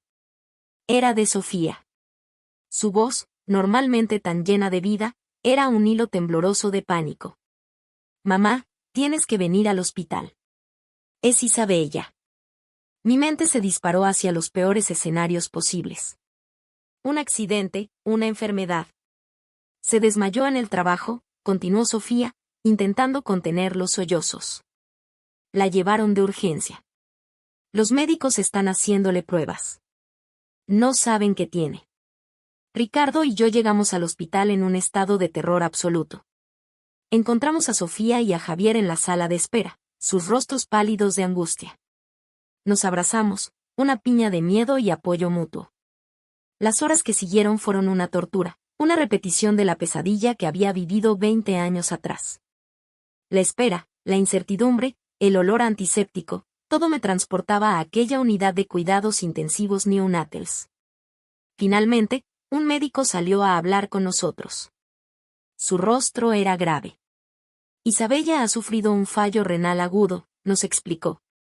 «Sus riñones han dejado de funcionar. La hemos estabilizado con diálisis, pero la situación es crítica». La palabra crítica me golpeó con la fuerza de un puño. «¿Pero, por qué?», preguntó Javier, su voz rota. «Ella es joven», sana. Hemos hecho un análisis completo, dijo el médico, revisando sus notas. Y hemos encontrado la causa. Parece que la señora Isabella nació con una condición genética rara. Una predisposición a una enfermedad renal poliquística. Probablemente ha estado latente durante años, y algún factor, quizás el estrés, la ha desencadenado de forma agresiva.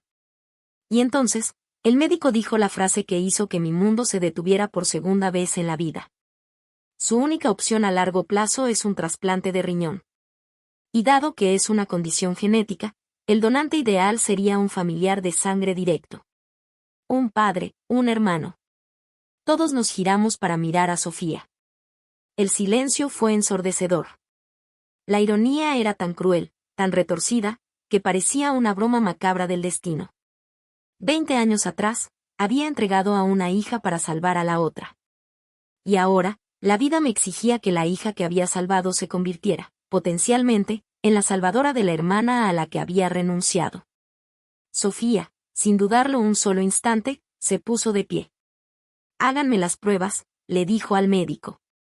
Soy su hermana gemela. Lo que sea necesario, lo haré. El proceso fue rápido.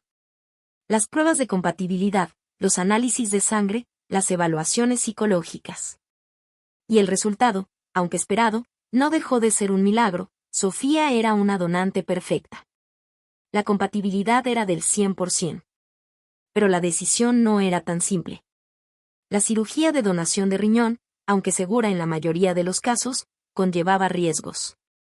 Y para Sofía, significaría vivir el resto de su vida con un solo riñón. Significaba un riesgo, por pequeño que fuera, para su propia salud. Esa noche, me senté con ella en la cocina. Quería asegurarme de que entendía la magnitud de lo que estaba ofreciendo. Sofía, mi amor, le dije, tomándole las manos. No tienes que hacer esto. Nadie te lo exige. Es tu cuerpo, tu vida. Ella me miró con una calma que me sobrecogió. Mamá, hace años, tú tomaste una decisión para que yo pudiera vivir. Me diste la vida a costa de tu propia paz y de la felicidad de mi hermana. Ahora, la vida me está dando la oportunidad de devolver el favor. De equilibrar la balanza. No es un favor, Sofía. No hay nada que devolver, insistí. Sí que lo hay, respondió ella, su voz firme. Hay 20 años de ausencia que llenar. Hay una hermana que por fin he encontrado y a la que no pienso perder. ¿No lo entiendes? Esto no es un sacrificio. Es lo más lógico del mundo. Ella me necesita. Y yo estoy aquí. Es así de simple. Sus palabras, tan llenas de amor y de una claridad asombrosa, me desarmaron. Mi hija, la que había sido la razón de mi mayor angustia, se había convertido en un faro de una fuerza y una generosidad que yo apenas podía comprender. El día de la operación, el hospital se convirtió en nuestro hogar. Estábamos todos allí. Ricardo, Javier y yo, esperando mientras mis dos hijas, mis dos mitades, estaban en quirófanos contiguos, unidas de nuevo, no por un cordón umbilical, sino por un acto de amor supremo. La espera fue agónica. Cada minuto era una eternidad. Pero esta vez, no estaba sola. Nos teníamos los unos a los otros, un círculo de amor y esperanza contra la incertidumbre. Finalmente, después de lo que parecieron siglos, el cirujano salió. Su rostro, cansado pero sonriente, nos lo dijo todo antes de que hablara. Ambas operaciones han sido un éxito. Las dos están bien. Y en ese momento, me derrumbé. Lloré como no había llorado en años. Lloré por el miedo, por el alivio, por la culpa que por fin empezaba a disolverse. Y lloré de gratitud. Gratitud por esa segunda oportunidad que la vida, en su misteriosa y terrible simetría, nos estaba concediendo. La recuperación fue un proceso lento y lleno de desafíos, pero también de una belleza inesperada. Sofía e Isabella compartieron habitación en el hospital. Las coloqué en camas contiguas, una imagen que era un eco doloroso y sanador de aquellas incubadoras de hacía tantos años. Al principio, ambas estaban débiles y doloridas, pero su conexión era su mejor medicina. Se cuidaban mutuamente. Cuando a una le costaba moverse, la otra le acercaba el vaso de agua. Se leían libros en voz alta, veían películas en una pequeña tablet y, sobre todo, hablaban. Hablaban durante horas, susurrando en la penumbra de la habitación, compartiendo miedos, sueños y recuerdos que nunca tuvieron juntas. Yo pasaba los días enteros con ellas. Les llevaba sus comidas favoritas, les peinaba el cabello, les cambiaba las sábanas. Me convertí, por fin, en la madre de ambas, sin secretos, sin culpas, solo con un amor inmenso que ahora podía expresar libremente. Ricardo y Javier se turnaban, asegurándose de que nunca estuviéramos solas. Traían flores, revistas y, lo más importante, su presencia tranquila y reconfortante. El vínculo entre ellos dos también se había fortalecido, convirtiéndose en una relación de respeto y afecto mutuo, casi de padre e hijo. Durante ese tiempo en el hospital, ocurrió algo notable. La noticia de la donación, de cómo una gemela había salvado a la otra después de 20 años de separación, se filtró a la prensa. Pero esta vez, la narrativa era completamente diferente. Ya no éramos el centro de un escándalo sórdido. Éramos los protagonistas de una historia de amor, sacrificio y reconciliación. Recibimos cartas y mensajes de extraños de todo el país, gente conmovida por nuestra historia, que nos enviaban sus buenos deseos y compartían sus propias experiencias de reencuentros familiares. Fue abrumador y sanador a la vez. Darnos cuenta de que nuestra historia, tan única y dolorosa, podía tocar a otros y darles esperanza, nos ayudó a sanar nuestras propias heridas. Carlota Vélez nunca se puso en contacto. Supimos, por las noticias, que había vendido la mansión y se había mudado a Europa, desapareciendo de la vida pública. A veces, por la noche, pensaba en ella. No con odio, sino con una extraña compasión. Me preguntaba si alguna vez encontraría la paz, o si pasaría el resto de su vida en una jaula de oro aún más solitaria. Cuando por fin dieron el alta a las chicas, volver a casa fue como un renacimiento. La casa se llenó de una nueva energía. Durante la convalecencia, que duró varios meses, nuestra vida se ralentizó. Aprendimos a apreciar las cosas simples, una tarde de sol en el jardín, una cena compartida, una película en el sofá los cuatro juntos. Isabella, con la salud recuperada, parecía una persona nueva. La fragilidad había desaparecido, y en su lugar había una fuerza y una serenidad que irradiaban. El riñón de Sofía, su regalo de vida, no solo había sanado su cuerpo, sino también su alma. Sofía, por su parte, llevaba su cicatriz con orgullo. Era un mapa de su amor, un recordatorio visible del lazo indestructible que la unía a su hermana. La experiencia la reafirmó en su decisión de dedicarse al trabajo social. Quería transformar su propia historia en una herramienta para ayudar a otros. Un año después del trasplante, celebramos el cumpleaños de las gemelas. Fue la primera vez que lo celebraban juntas. Llenamos el jardín de globos y luces. Invitamos a nuestros amigos más cercanos, a la familia de Javier, a Laura, nuestra abogada, e incluso a Miguel, el contable. Fue una fiesta llena de risas y alegría.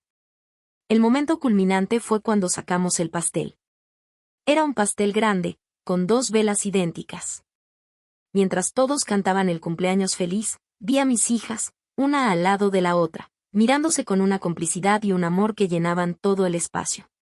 Cerraron los ojos, pidieron un deseo y soplaron las velas juntas. El humo se elevó hacia el cielo estrellado, llevándose con él los últimos vestigios de dolor del pasado. Más tarde, esa noche, cuando ya todos se habían ido, las 3 nos quedamos sentadas en el porche.